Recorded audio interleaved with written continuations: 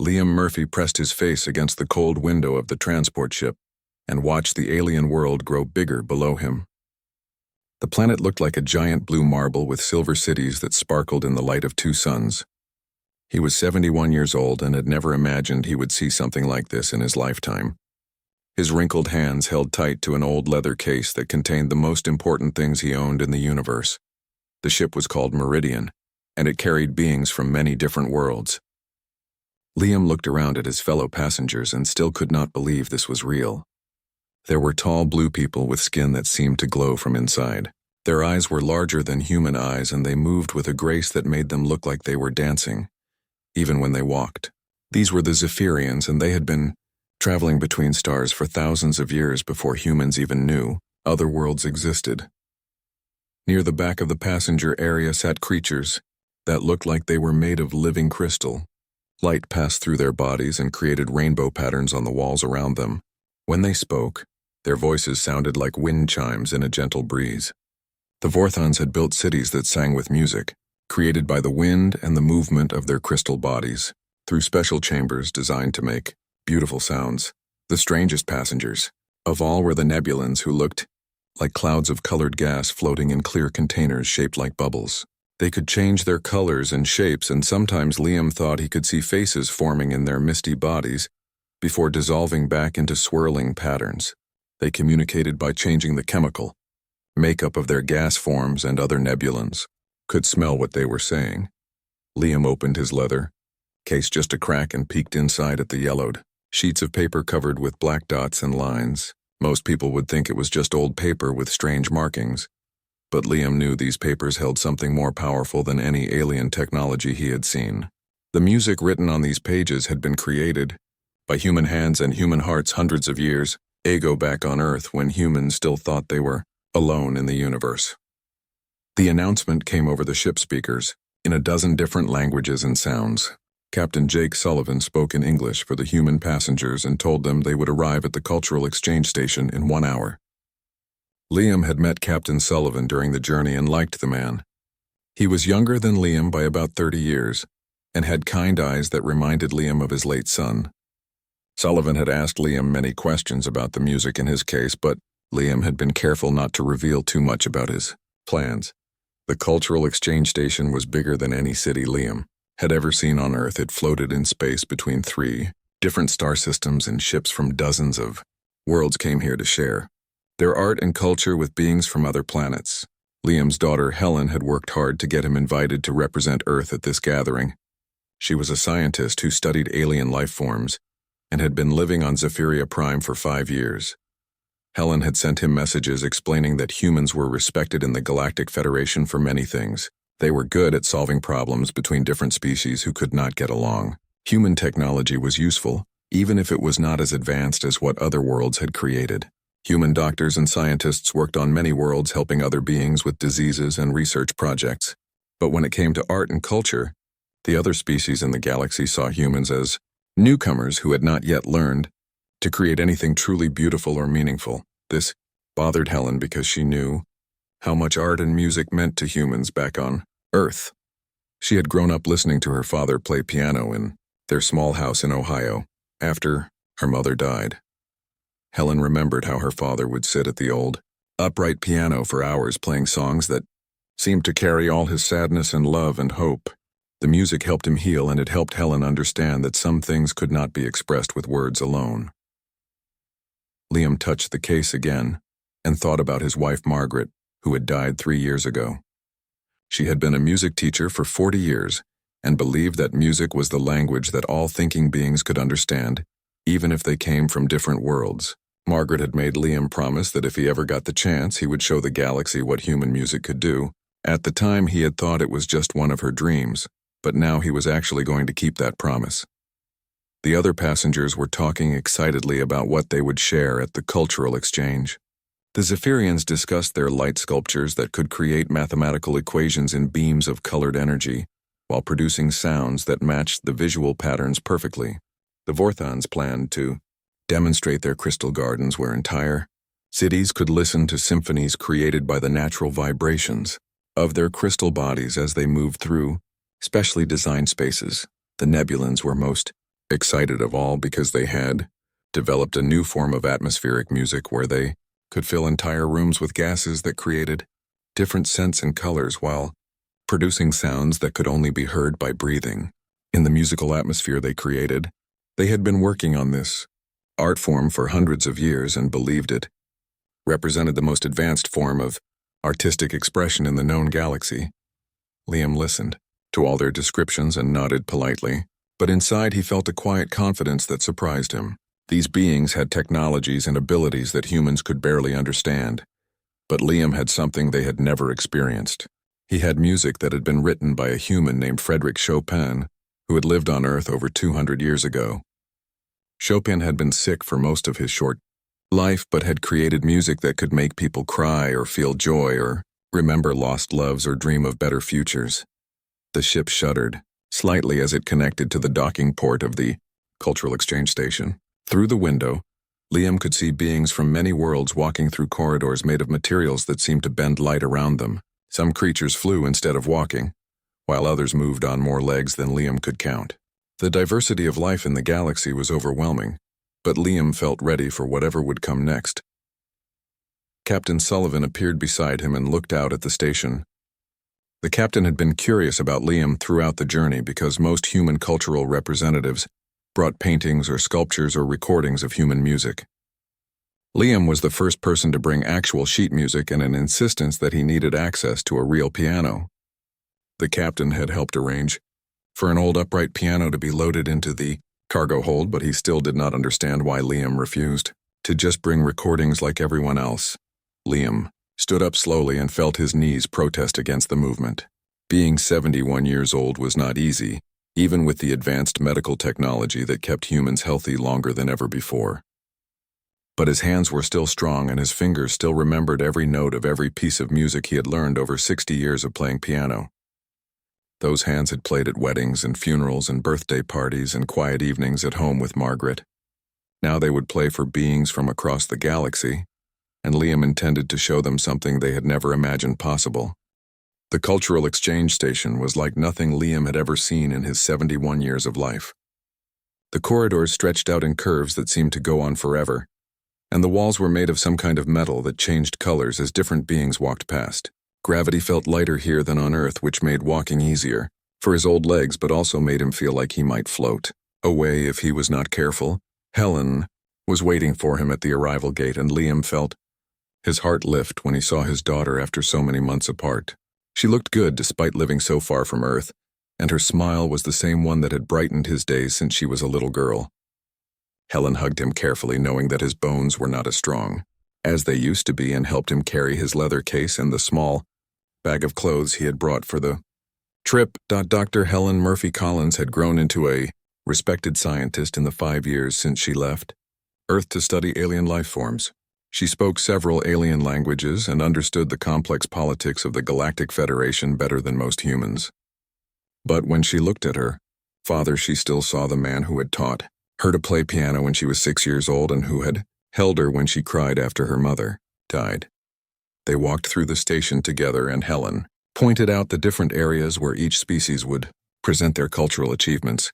The main assembly hall was enormous, with a ceiling so high that small clouds actually formed near the top. The acoustics were perfect, thanks to Vorthon crystal technology that could capture and enhance any sound made anywhere in the room. Thousands of beings could gather here, and everyone would be able to hear perfectly no matter where they sat.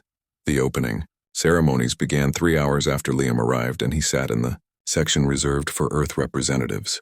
There were only 12 humans in attendance compared to hundreds of beings from other worlds. This did not surprise Liam because humans were still the newest members of the Galactic Federation, and many other species still saw them as interesting but not particularly important in the grand scheme of galactic civilization. Ambassador Kyrix of the Zephyrians stood at the center of the assembly hall to welcome everyone to the cultural exchange. He was taller than most of his species, and his blue skin seemed to pulse with patterns of light that matched his words. When he spoke, his voice carried to every corner of the enormous space without any need for artificial amplification. The Zephyrians had evolved vocal cords that could produce sounds at frequencies that traveled through air more efficiently than human voices. Kyrix began by explaining the importance of cultural exchange in maintaining peace between the many worlds of the Federation. Art and music and literature helped different species understand each other in ways that trade agreements and military treaties could not achieve. When beings from different worlds could appreciate each other's creative expressions, they were less likely to fight wars or hold grudges that could last for centuries. The first presentation came from the Vorthons, who had created a crystal chamber in one corner of the assembly hall. 3 Vorthon artists entered the chamber and began to move in slow, precise patterns that caused their crystal bodies to vibrate at specific frequencies. The sounds they created were unlike anything Liam had ever heard. It was music, but also something more mathematical and pure than human music. The harmonies were perfect in ways that human ears could barely detect, and the rhythms seemed to match the natural frequencies of the universe itself. As the Vorthons performed, their crystal bodies began to glow brighter, and the light patterns they created painted moving pictures on the walls of the chamber. Liam watched mathematical equations form in light, while music that sounded like the singing of angels filled the air around them. The performance lasted exactly 17 minutes, and when it ended, the silence that followed felt heavier than normal silence, as if the air itself was still vibrating with remembered music. The Nebulans presented their atmospheric symphony next, and the entire assembly hall was filled with colored gases that created swirling patterns above the heads of the audience.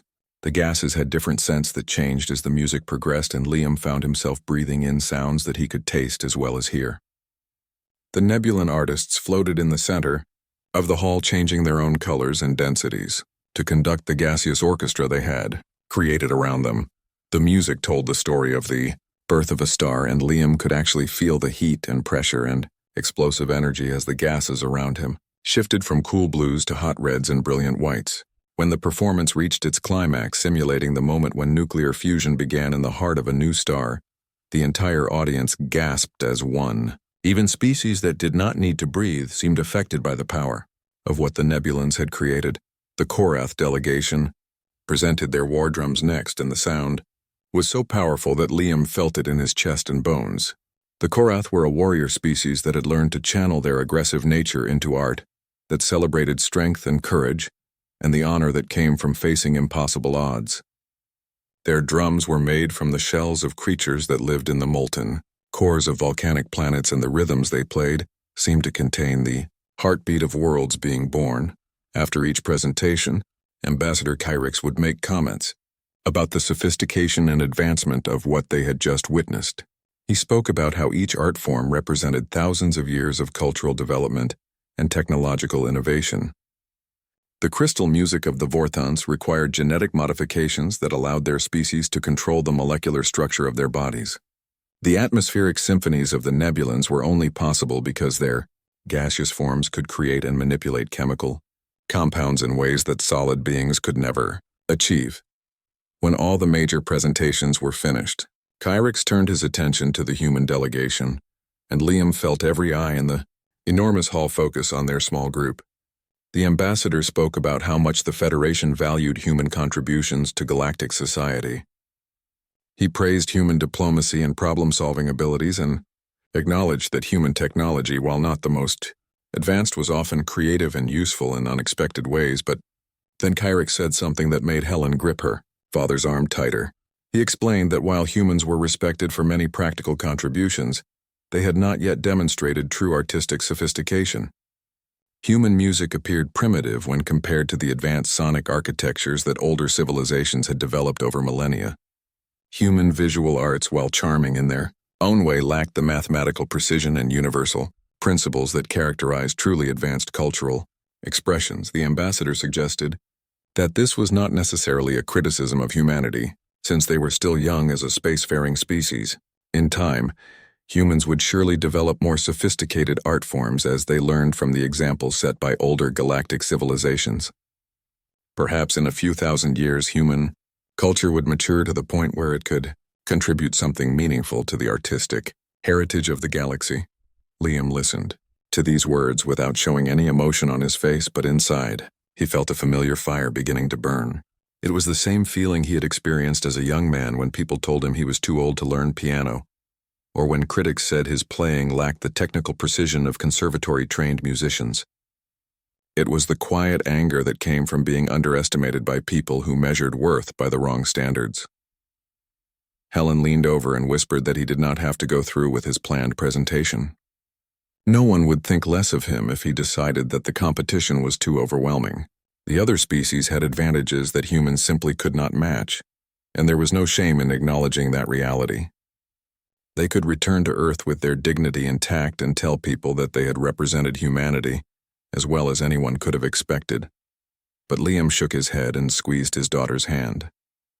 He stood up slowly, feeling his joints protest against the movement, and walked toward the front of the assembly hall. Ambassador Kyrix looked surprised when Liam approached the speaking platform and asked to address the gathering. The blue-skinned diplomat had not expected any human to request presentation time after his comments about the primitive nature of human artistic expression. Liam spoke into the amplification device that Kyrix provided, and his voice carried to every corner of the hall. He thanked the ambassador for his honest assessment of human cultural development and agreed that humans were indeed newcomers to galactic civilization. He acknowledged that human technology and artistic techniques were simple compared to what other species had achieved over thousands of years of advancement.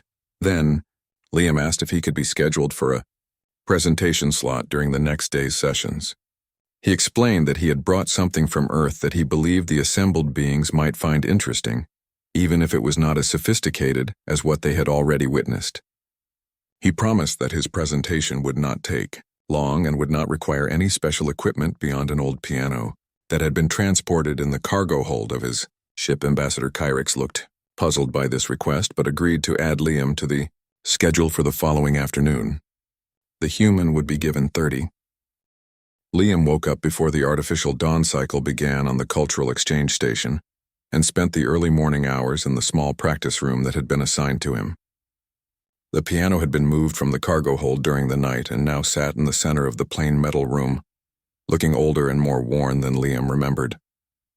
The instrument had belonged to his family for over 50 years and had survived moves from 3 different houses on Earth before making the journey across space to this alien station. The piano was an upright model made by a company that had been out of business for decades, and its brown wooden case showed scratches and dents from years of use. Compared to the sleek alien musical devices he had seen throughout the station, it looked primitive and almost embarrassing. Some of the keys stuck slightly when pressed, and the middle C was just a tiny bit flat, no matter how many times Liam tried to tune it. But when he placed his hands on the familiar keys and began to play scales, the sound that filled the small room was warm and rich in a way that no electronic instrument could match. Rick Torres, the station maintenance chief, had helped move the piano and stayed to watch Liam test the instrument. Rick was a human engineer who had been working on the station for 2 years, maintaining the complex systems that kept beings from dozens of different worlds comfortable in the same environment. He was younger than Liam by about 30 years and had grown up listening to synthesized music that was produced by computers rather than acoustic instruments like pianos.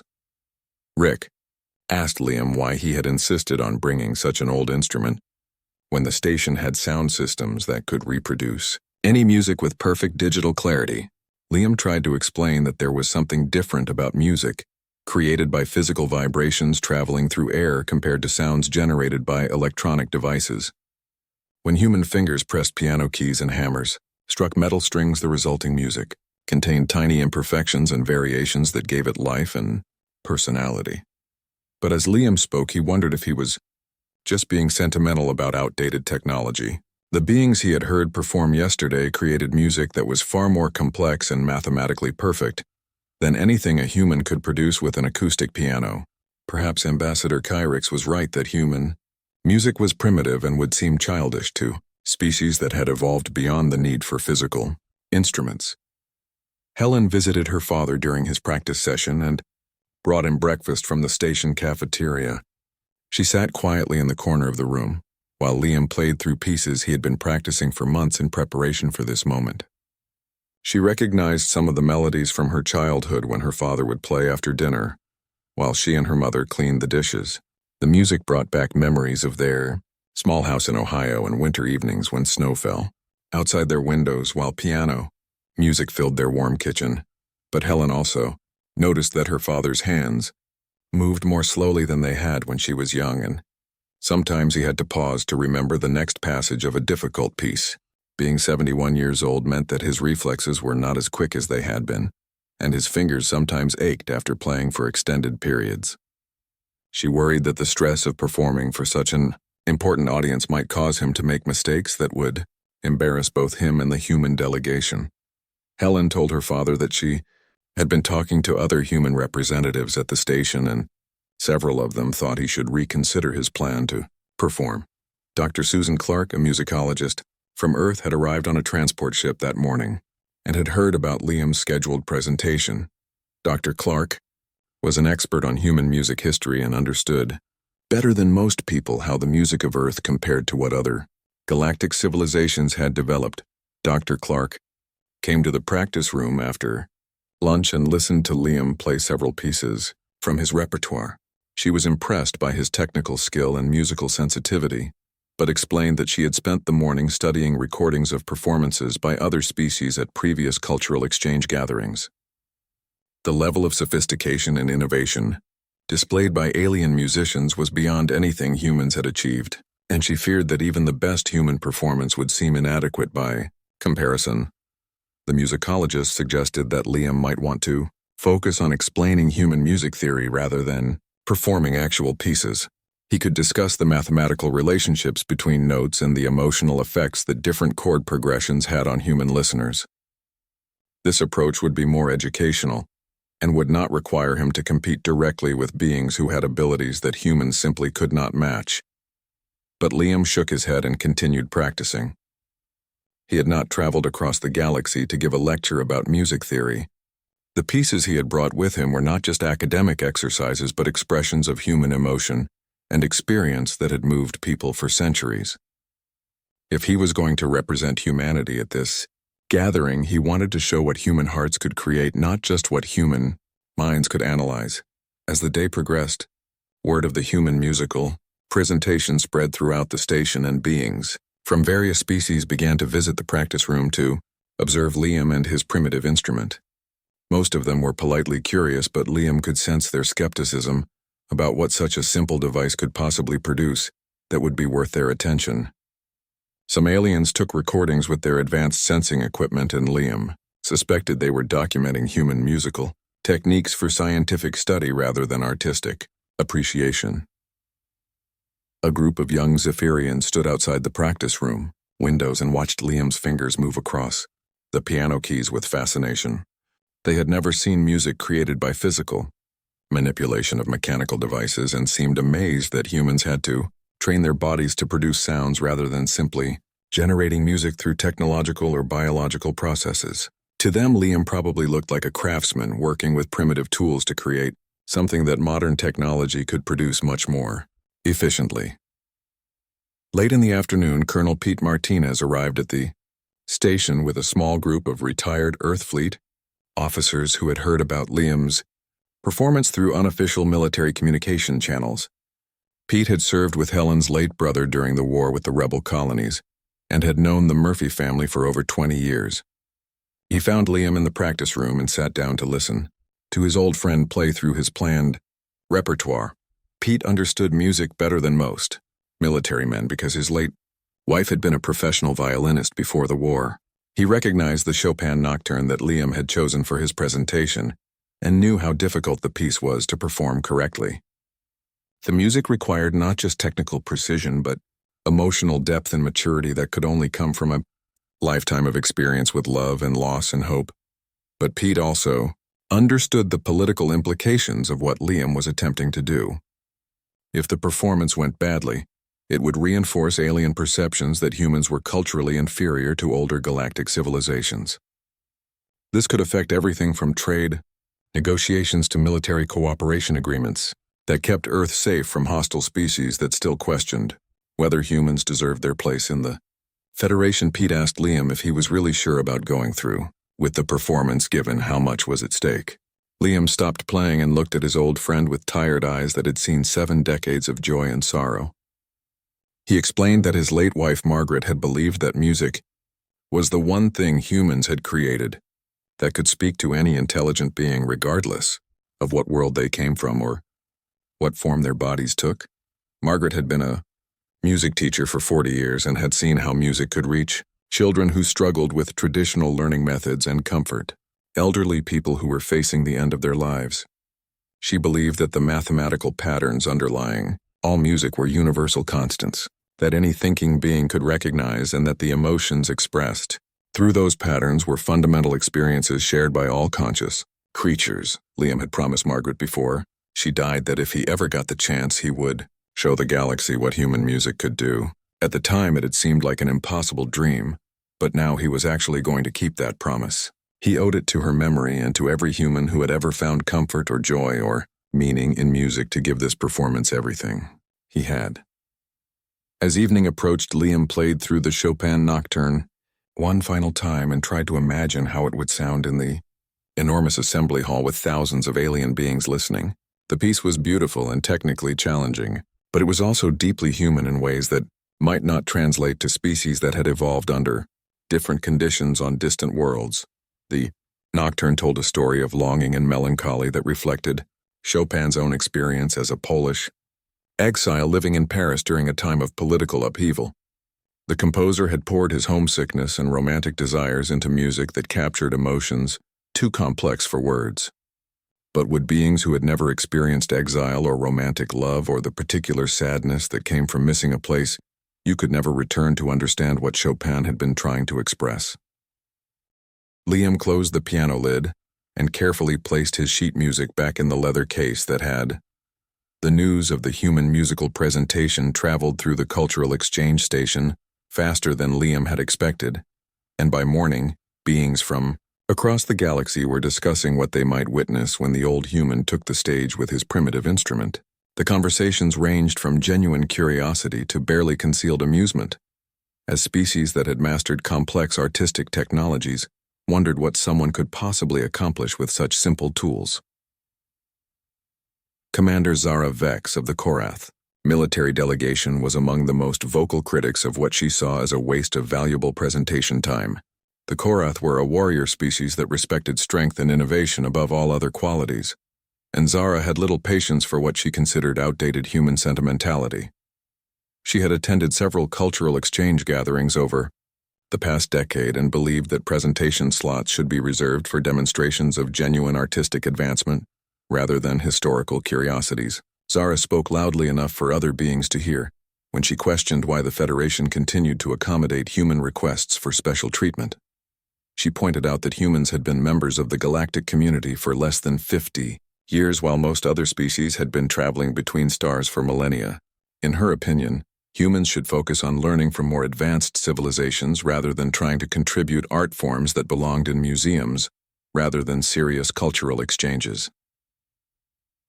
The Korath commander had built her military career on the principle that superior technology and training would always defeat inferior opponents, regardless of their determination or emotional commitment to their cause. She applied this same logic to artistic expression and believed that species with more advanced capabilities would naturally create more sophisticated and meaningful art. The idea that an elderly human with an acoustic piano could offer anything valuable to beings who had mastered crystal harmonics and atmospheric symphonies struck her as absurd. But not all the alien visitors shared Zara's dismissive attitude toward the upcoming human performance. Dr. Nexus Prime, a Vorthan researcher who specialized in comparative cultural studies, had become fascinated by human artistic techniques after studying recordings from Earth. Unlike most of his species who created music through the natural resonance of their crystal bodies, Dr. Nexus had learned to appreciate art forms that required conscious effort and physical training to master. Dr. Nexus had spent months analyzing human musical compositions and had discovered mathematical patterns that were both simpler and more complex than what his own species typically created. Vorthan music was based on perfect harmonic ratios that reflected the molecular structure of crystal lattices, but human music used mathematical relationships that seemed to intentionally include small imperfections and variations that created emotional effects rather than just aesthetic beauty. The Vorthan researcher had requested permission to bring sensitive recording equipment to document Liam's performance from multiple angles and frequency ranges. He wanted to capture not just the sounds produced by the piano, but also the subtle physical movements and breathing patterns that human performers use to shape their musical expression. Dr. Nexus suspected that human music might contain information that his species had overlooked in their pursuit of mathematical perfection. Ambassador Kyrix found himself in an awkward position as more beings requested seats for the afternoon session than the assembly hall could accommodate. The Zephyrian diplomat had not expected such intense interest in what he had assumed would be a brief and unremarkable demonstration of primitive human artistic techniques. Now he was receiving requests from delegates who had not originally planned to attend any cultural presentations and who were traveling from other parts of the station specifically to observe the human performance. The ambassador called a meeting with the human delegation to discuss whether they wanted to move the presentation to a larger venue or restrict attendance to official Federation representatives.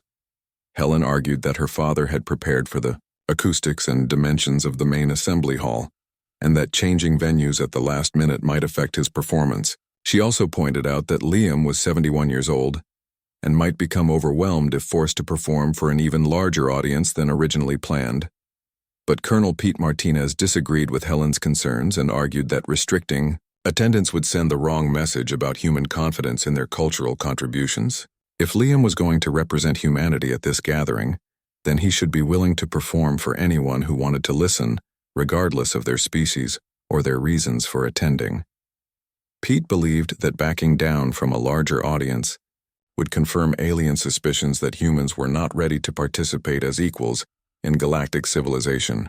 Dr. Susan Clark suggested a compromise solution that would allow additional beings to observe the performance through video feeds broadcast to other areas of the station.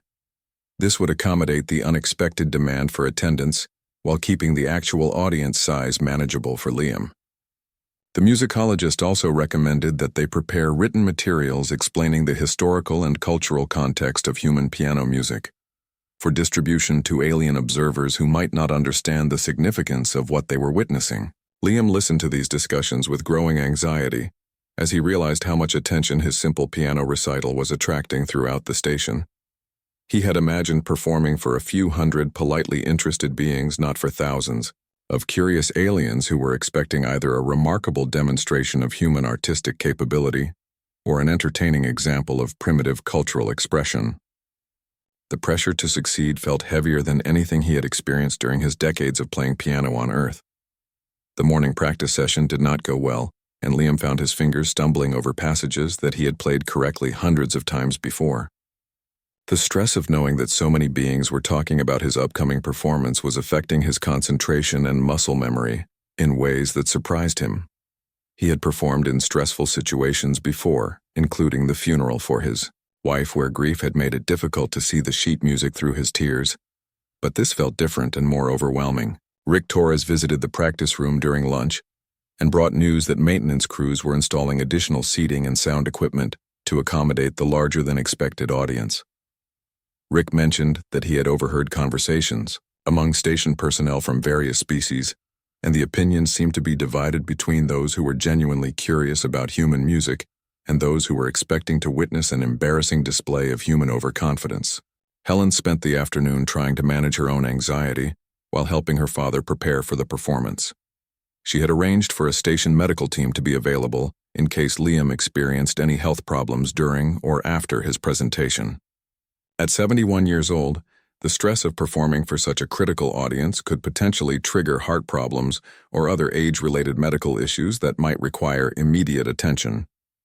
But when Helen suggested that they could still cancel the performance if Liam was feeling too much pressure, he shook his head firmly and reminded her of the promise he had made to her mother. Margaret had believed that music was humanity's greatest gift to the universe, and Liam was not going to let fear prevent him from sharing that gift with beings who had never experienced anything like it before. As the afternoon approached, more ships arrived at the cultural exchange station, carrying beings who had heard about the human musical presentation through communication networks that spanned multiple star systems. The unexpected influx of visitors strained the station's resources and forced Ambassador Kyrix to implement crowd control measures to prevent overcrowding in the assembly hall and surrounding corridors. Dr. Nexus Prime set up his recording equipment and explained to other Vorthan researchers who had joined him that they were about to witness something unprecedented in the history of galactic cultural exchange. Never before had a species attempted to create meaningful artistic expression using such primitive tools and techniques. Regardless of whether the performance was successful or embarrassing, it would provide valuable data about the relationship between technological advancement and creative capability. The Nebulan delegation had reconfigured their sensory apparatus to detect chemical and electromagnetic signatures that human musical expression might produce. They were particularly interested in whether acoustic vibrations created by physical instruments could generate the same types of atmospheric effects that their own gaseous art forms achieved through direct manipulation of molecular structures. Commander Zaravex arrived early to secure a front-row seat, where she would have the best view of what she expected to be a demonstration of human artistic inadequacy. She brought several junior Korath officers with her who shared her skeptical attitude toward species that relied on emotion and tradition, rather than superior technology and training. The Korath delegation was prepared to be politely respectful during the performance, but privately they expected to confirm their belief that humans were. The main assembly hall of the Cultural Exchange Station had never held so many beings from so many different worlds at the same time, and the energy in the enormous space felt electric with anticipation and curiosity. Liam stood in the preparation area behind the stage listening to the sounds of thousands of alien voices speaking in languages he could not understand, while his heart beat faster than it had in years. Through a gap in the curtains he could see the massive crowd that had gathered to witness his performance, and the sight was both thrilling and terrifying. The piano had been moved to the center of the stage earlier that afternoon, and now sat under bright lights that made its worn wooden case look even more humble compared to the sleek alien technologies that surrounded it. Station technicians had tested the acoustics multiple times to ensure that every being in the hall would be able to hear clearly, but Liam worried that the simple sounds produced by his old instrument would seem inadequate in such a vast space. Designed for much more sophisticated forms of artistic expression, Helen stood beside her father in the preparation area and tried to offer encouragement while struggling with her own nervousness about what was about to happen. She had watched him practice the Chopin Nocturne hundreds of times over the past few months, but performing for alien beings who had completely different sensory capabilities and cultural backgrounds was unlike anything either of them had experienced before. The stakes felt impossibly high, and there was no way to predict how the audience would respond to human music. Ambassador Kyrix appeared backstage to give Liam final instructions about the presentation format and time limits. The Zephyrian diplomat looked more nervous than usual as he explained that the audience included representatives from 18 different species, including several that had never attended cultural exchange gatherings before. Word of the human musical demonstration had spread through galactic communication networks, and beings had traveled from distant star systems specifically to observe this unprecedented event. The ambassador reminded Liam that he would have exactly 30 minutes on stage, including setup and teardown time, which meant the actual performance could last no more than 25 minutes. Kyrix also mentioned that translation systems had been configured to provide context for species that might not understand the concept of acoustic music created by physical manipulation of mechanical instruments. Several alien anthropologists were present to document human artistic techniques for academic study, regardless of the aesthetic value of what was produced. Dr. Susan Clark joined the group backstage and offered to introduce Liam's performance with a brief explanation of human musical history and the significance of Chopin's compositions within Earth culture. She had prepared remarks that would help alien listeners understand the mathematical and emotional principles underlying the piece they were about to hear. But Liam politely declined the offer and said he preferred to let the music speak for itself, without advance explanation or justification. Colonel Pete Martinez arrived with news that overflow viewing areas had been set up throughout the station to accommodate beings who could not fit into the main assembly hall. Video feeds would broadcast the performance to thousands of additional observers, and communication relays would transmit recordings to other worlds where beings who could not travel to the station were waiting to experience human music for the first time. The pressure of performing for such a vast audience across multiple star systems made Liam feel dizzy, but he took deep breaths and tried to focus on the music itself, rather than who might be listening. Rick Torres, the station maintenance chief, checked the piano one final time and confirmed that all the mechanical adjustments were properly set. The instrument was as ready as it could be given its age and the stresses of interstellar transport, but Rick warned Liam that some of the keys might still stick occasionally, and the tuning had drifted slightly during the day due to temperature changes in the assembly hall. These were minor issues that most listeners would not notice, but they could affect a performance that required perfect precision and timing. At exactly 15 minutes before the scheduled start time, Ambassador Kyrix took the stage to address the assembled crowd and prepare them for what they were about to witness. The Zephyrian's blue skin pulsed with patterns of light that indicated both excitement and uncertainty. As he spoke about the unique nature of the upcoming presentation, he explained that humans represented a relatively young species in galactic terms, but had requested the opportunity to share their traditional musical techniques with the broader Federation community.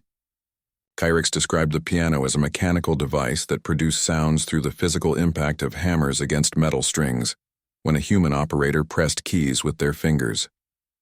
He noted that this method of creating music required extensive training and practice, since humans had to develop precise muscle control and timing, rather than simply generating sounds through technological or biological processes.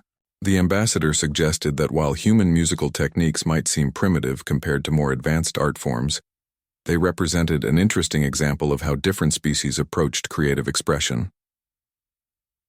The ambassador's introduction was diplomatic, but Liam could hear the underlying assumption that what the audience was about to witness would be more historically interesting than artistically meaningful.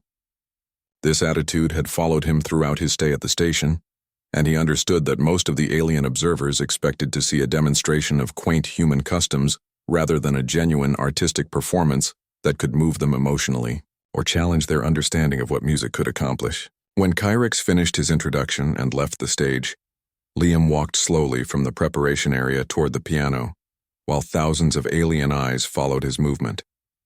The walk across the stage felt like it took forever, even though it was probably less than 30 seconds, and Liam was acutely aware of how small and fragile he looked compared to the enormous space around him and the diverse crowd of beings watching his every step.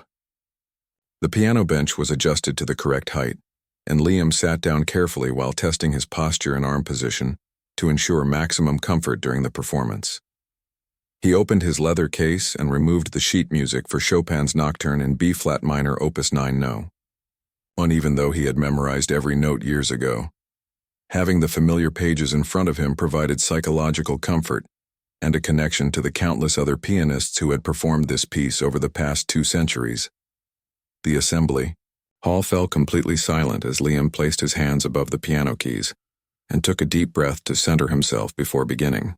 The silence was more complete than anything he had ever experienced because many of the alien species present did not need to breathe regularly, and others communicated through methods that did not involve sound waves. The absence of any background noise made the moment feel suspended in time, as if the entire galaxy was holding its breath waiting to hear what human music sounded like. Liam pressed the first key and the note rang out across the vast space with a clarity and warmth that surprised even him.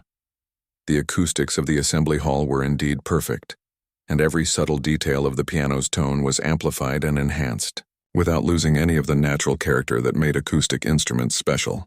The single note seemed to hang in the air for longer than normal, as if the alien environment was somehow holding on to the sound and examining it from every possible angle. The opening phrase of the nocturne was simple and elegant, consisting of just a few notes that established the gentle melancholy mood that would characterize the entire piece. Liam played these first measures with the careful attention to timing and dynamics that he had developed over decades of practice, but he also tried to remain open to whatever emotional responses might emerge as the music progressed. This was not just a technical exercise, but an attempt to share something essentially human with beings who had never experienced anything like it. As Liam continued with the exposition of the main melody, he began to notice subtle changes in the atmosphere of the assembly hall that suggested the alien audience was responding to the music in ways they had not expected. The crystalline vorthons seemed to be resonating sympathetically with certain frequencies, and their bodies were beginning to emit soft light patterns that matched the rhythm of the piano. The gaseous nebulons were shifting their colors and densities in response to the harmonic progressions as if they were trying to translate the acoustic information into their own form of artistic expression. Even the skeptical Korath delegation appeared to be listening more intently than they had planned, with Commander Zara Vex leaning forward in her seat, despite her earlier dismissive comments about primitive human techniques. The mathematical precision of Chopin's composition was becoming apparent to beings who had the cognitive ability to process complex patterns in real time, and they were discovering that human music contained layers of sophistication that were not immediately obvious from surface examination.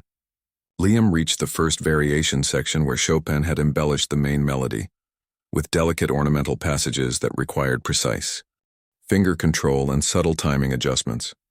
This was where the piece began to reveal its true complexity. As Liam progressed deeper into the nocturne, the true genius of Chopin's composition began to reveal itself to the alien listeners in ways that surprised even the most skeptical observers.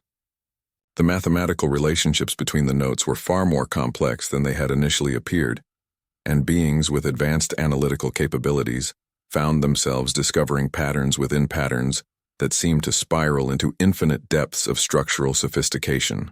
What had seemed like simple human music was transforming before their enhanced senses into something that challenged their understanding of what could be accomplished with such primitive tools.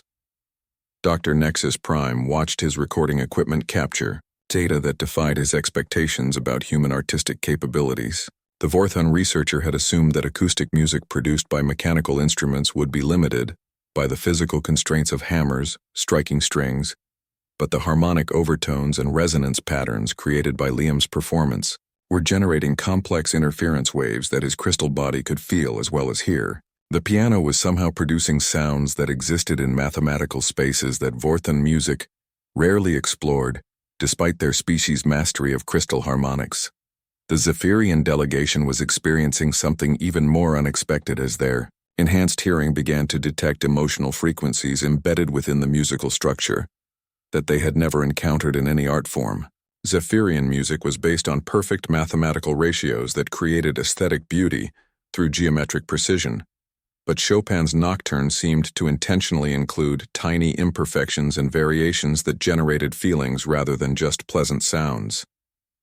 Ambassador Kyrix found himself experiencing sensations that his species had no words for, as the music awakened responses in his consciousness that pure mathematical harmony had never triggered. Commander Zara Vex of the Korath military delegation was struggling with reactions that contradicted everything she believed about the relationship between technological advancement and artistic achievement. The human at the piano was using tools that were thousands of years behind Korath engineering capabilities, yet he was producing effects that their most sophisticated sound generation systems could not replicate. The music seemed to contain information that bypassed rational analysis and spoke directly to parts of her mind that she had never known existed.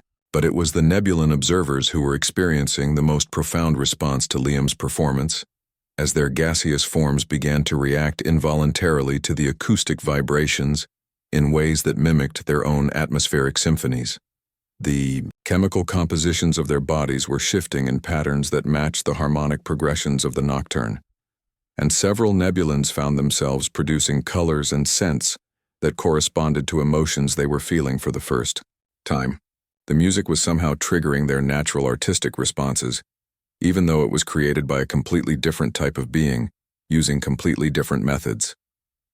Liam was unaware of the specific reactions occurring throughout the audience, but he could sense that the quality of attention in the assembly hall had changed dramatically from the beginning of his performance. The silence between notes felt heavier and more focused, as if thousands of alien minds were hanging on every sound and trying to understand something that existed beyond their previous experience. This level of engagement gave him confidence to push deeper into the emotional territory that Chopin had mapped out in the composition.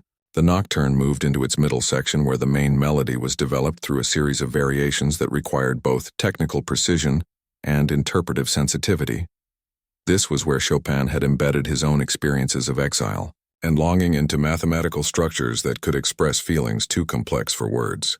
Liam had played this section thousands of times over the decades, but tonight, He found new depths of meaning as he imagined sharing these essentially human emotions with beings who had never experienced anything like homesickness or romantic yearning. Dr. Susan Clark, the human musicologist, was watching the alien reactions with amazement as she realized that music theory had vastly underestimated the universal properties of human compositional techniques. The beings around her were responding to Chopin's harmonic language in ways that suggested emotional and mathematical principles that transcended species boundaries. She began taking notes frantically as she observed Vorthons creating light patterns that matched the musical phrases, and nebulons shifting into color combinations that seemed to translate acoustic information into visual equivalents. Helen watched, her father from the side of the stage, and felt tears forming in her eyes as she recognized the piece that had comforted her during the darkest period of her life after her mother's death. The Nocturne had been one of Margaret's favorite compositions, and Liam had played it every evening for months after the funeral, as a way of processing grief that was too deep for ordinary conversation. Now that same music was reaching across the galaxy to touch beings who had never experienced loss in human terms, but who seemed to recognize something universal in the patterns of sound that her father was creating.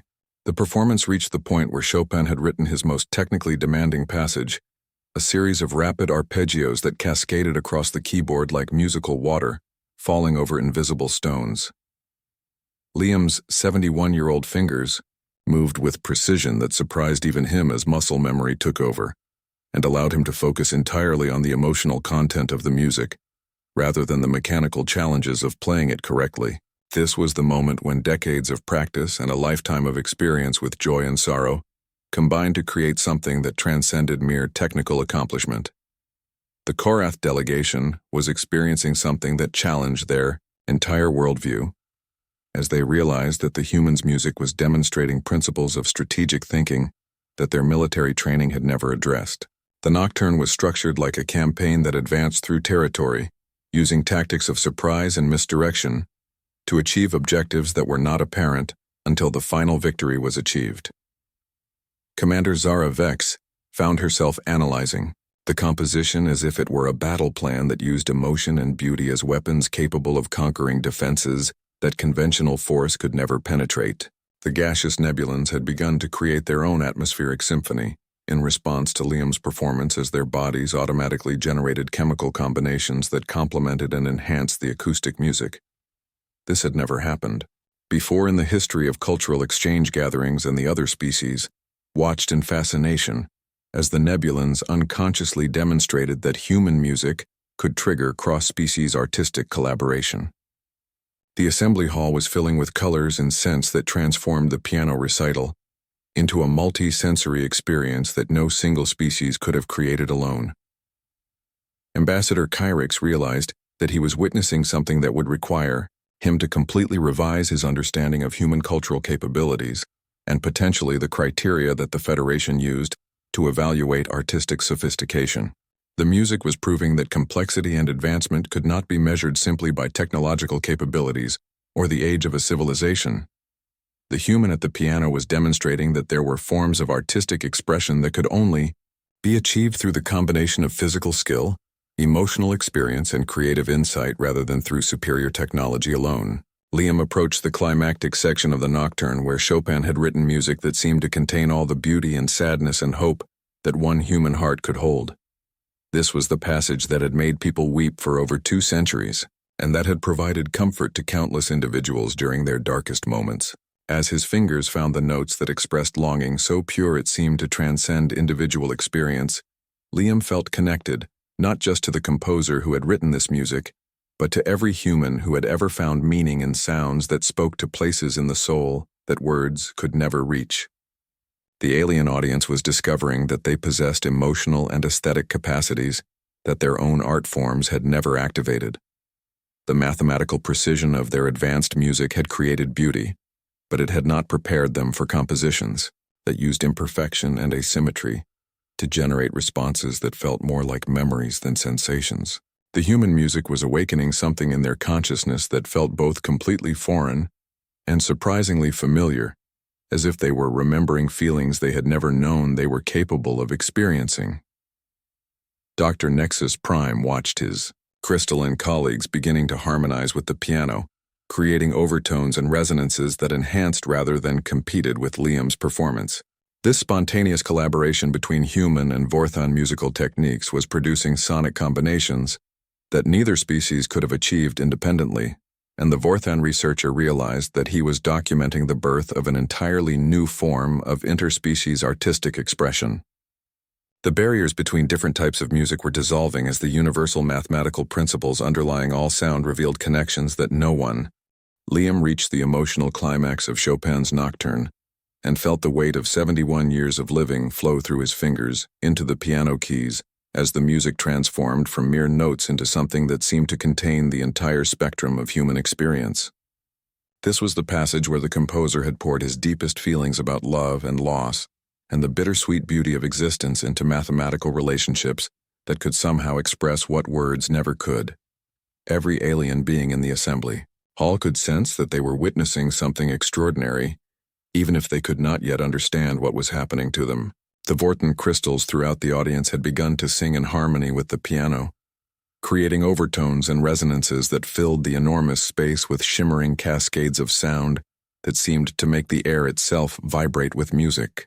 Dr. Nexus Prime watched in amazement as his species' natural ability to create crystal harmonics was being activated by the human's acoustic performance in ways that their own music had never achieved.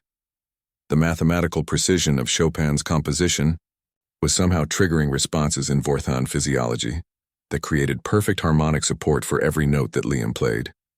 Ambassador Kyrix felt his blue skin shifting through color patterns that indicated emotional states his species had no names for, as the music awakened parts of his consciousness that Zephyrian art forms had never touched.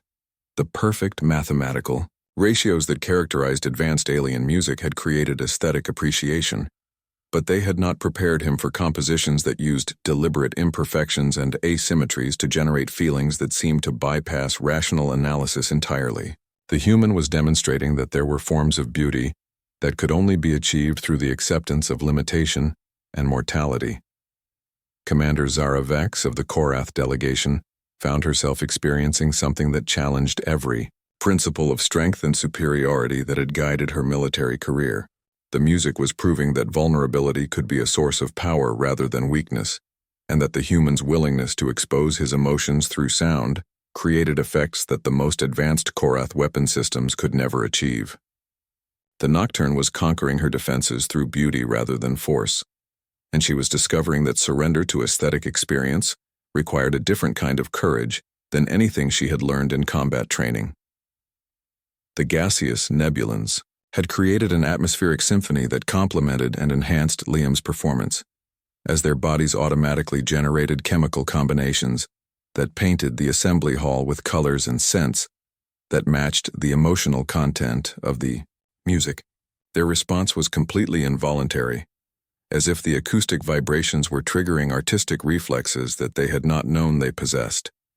The human's primitive piano was somehow communicating with their gaseous forms in a language that transcended the barriers between solid and atmospheric existence. Helen watched from the side of the stage as her father channeled decades of experience with joy and sorrow into music that was reaching beings from across the galaxy in ways that she had never imagined possible. She recognized the passage he was playing as the section that had helped her process her grief after her mother's death, and now that same music was providing alien beings with their first experience of emotions that seemed essentially human, yet somehow universal. The Nocturne was proving that the mathematical principles underlying music could bridge differences between species that appeared impossible to overcome. Dr. Susan Clark, the musicologist, was documenting reactions that would revolutionize the field of xenocultural studies as she watched beings from multiple species responding to human music with artistic expressions from their own traditions. The Vorthons were creating crystal harmonics, the Nebulons were painting the air with gaseous colors, and even the normally stoic Korath were producing rhythmic vocalizations that matched the tempo of the piano. The assembly hall was becoming a laboratory for interspecies artistic collaboration that no one had planned, but that was emerging naturally from the universal appeal of Chopin's composition. Liam felt the music flowing through him rather than being created by him, as if he were simply a conduit for something larger than any individual consciousness could contain. This was the state that all performers hoped to achieve, where technical concerns disappeared, and the boundary between musician and music dissolved into pure expression. His 71-year-old hands were moving with fluidity and precision that seemed to draw strength from the emotional power of the composition, rather than from physical capabilities that age had diminished. The nocturne moved through its final, developmental section where Chopin had written passages that seemed to capture the essence of human longing for something beyond the limitations of mortal existence. The music expressed desires that could never be fulfilled, and dreams that could never be realized, yet somehow found beauty in the very impossibility of their achievement. This acceptance of limitation as a source of aesthetic power was a concept that most alien species had never encountered, since their advanced capabilities had allowed them to achieve most of what they desired through technological or biological superiority. The Korath delegation was experiencing a complete reversal of their understanding of strength and weakness, as they realized that the human's music derived its power from acknowledging rather than overcoming the constraints of his primitive technology and aging body. Commander Zara Vex found herself admiring a form of courage that had nothing to do with superior weapons or training, but everything to do with the willingness to be vulnerable in front of beings who could destroy him without effort. The human was demonstrating that there were victories that could only be achieved through surrender to forces greater than individual will. The mathematical sophistication of the nocturne was becoming apparent to beings with analytical capabilities far beyond human intelligence, as they recognized patterns within patterns that seemed to spiral into infinite complexity, despite being created with such simple tools. The composition was proving that advancement could not be measured simply by the sophistication of the technology used to create art, but had to include factors like emotional depth and the ability to generate responses that transcended the boundaries between different forms of consciousness. Dr. Nexus Prime realized that his recordings were capturing the birth of an entirely new form of interspecies communication, as beings from multiple worlds were discovering that they could respond to human music with artistic expressions from their own traditions in ways that created collaborative works that no single species could have imagined. The barriers between different types of art were dissolving, as the universal mathematical principles underlying all aesthetic experience revealed connections that transcended the differences between crystal harmonics, atmospheric symphonies, and acoustic piano music. The Nebulan delegation had transformed the assembly hall into a multi-sensory environment, where colors and scents complemented the acoustic music in ways that enhanced rather than competed with Liam's performance. Their gaseous forms were responding to the harmonic progressions of the nocturne by creating visual and olfactory equivalents that translated the emotional content of the composition into forms that their own species could appreciate, while still preserving the essential character of the human original. Liam approached the final climactic phrase of the nocturne, where Chopin had written music that seemed to contain all the beauty and sadness that one human heart could hold. This was the moment that had moved listeners for over 2 centuries and that had provided comfort and inspiration to countless individuals who had found in these notes something that spoke to the deepest parts of their humanity. As his fingers found the keys that would complete the musical journey, he felt connected not just to the composer who had created this masterpiece, but to every conscious being who had ever yearned for beauty that could transcend the limitations of physical existence. The alien audience was discovering that they possessed emotional and aesthetic capacities that their own highly advanced art forms had never activated. The human music was awakening something in their consciousness that felt both completely foreign and surprisingly familiar, as if they were remembering feelings they had never known they were capable of experiencing. The mathematical precision of their traditional music had created intellectual appreciation, but it had not prepared them for compositions that used imperfection and mortality as sources of beauty, rather than obstacles to be overcome. Ambassador. Kyrix realized that everything he had believed about the relationship between technological advancement and artistic sophistication would need to be reconsidered in light of what he was witnessing. The human at the piano was demonstrating that there were forms of expression that could only be achieved through the combination of physical limitation, emotional vulnerability, and creative insight, rather than through superior technology alone. The Federation would need to develop entirely new criteria for evaluating cultural contributions that took into account factors that had never been considered relevant to artistic achievement. As Liam played the final notes of the climactic section, he could feel that something fundamental had changed in the assembly hall and that the beings around him were no longer see. The final notes of Chopin's nocturne faded into silence that seemed to stretch across the vast assembly hall like a held breath as thousands of alien beings processed what they had just experienced. Liam's hands remained poised above the piano keys for several heartbeats before he slowly lowered them to his lap and closed his eyes, feeling the emotional weight of the performance settle around him like a familiar blanket.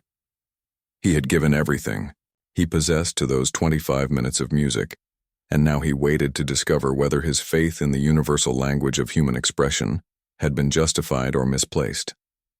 The silence continued for what felt like an eternity, but was probably only 30 seconds as beings from 18 different species struggled to find ways to respond to something that had challenged every assumption they held about the relationship between technological advancement and artistic achievement. Never before in the history of cultural exchange gatherings had a single performance generated such complete attention from such a diverse audience, and never before had the conclusion of a presentation been followed by such profound quiet. Then slowly something unprecedented in Galactic Federation history began to occur, as every species present started to express their appreciation using their own traditional methods, simultaneously creating a cacophony of approval that transcended any single cultural framework. The Zephyrians pulsed with brilliant patterns of light that painted the walls and ceiling with flowing colors that matched the emotional rhythms of the music they had just heard. The Vorthons created cascading crystal chimes that filled the air, with harmonic overtones that seemed to echo and extend the final notes of the nocturne, long after the piano had fallen silent. The nebulons swirled into complex atmospheric patterns that released clouds of colored gases throughout the assembly hall, while generating scents that somehow captured the essence of feelings that had no names in any known language. Even the normally restrained Korath delegation began producing rhythmic vocalizations that acknowledged a form of strength they had never recognized before, while their military precision translated into synchronized movements that resembled a tribute to fallen warriors rather than simple applause.